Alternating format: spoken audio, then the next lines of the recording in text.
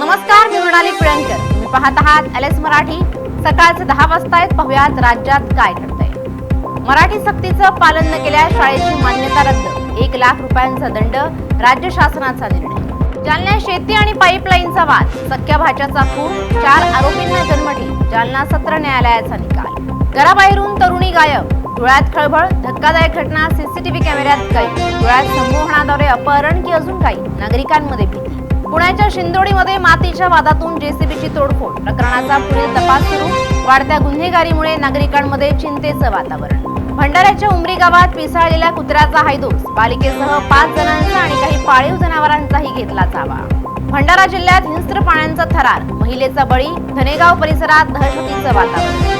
जालन्यात Eicher truck आणि सळी चोरी प्रकरणी दोघे अटकेत. 9 लाखांचा मुद्देमाल जप्त. पोलिसांकडून पुढील तपास सुरू.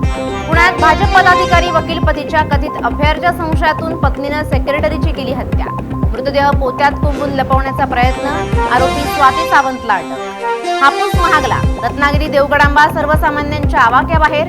गतवर्षी प्रति क्विंटल सरासरी 3500 रुपये असलेला दर यंदा तब्बल 8000 रुपयांवर पोहोचला. जालन्यात उन्हाचा कडाका. येलो अलर्टमुळे रस्ते ओस. दुपारच्या वेळी रस्त्यांवर शुकशुकाट. या होत्या आताच्या घडीच्या काही महत्त्वाच्या बातम्या.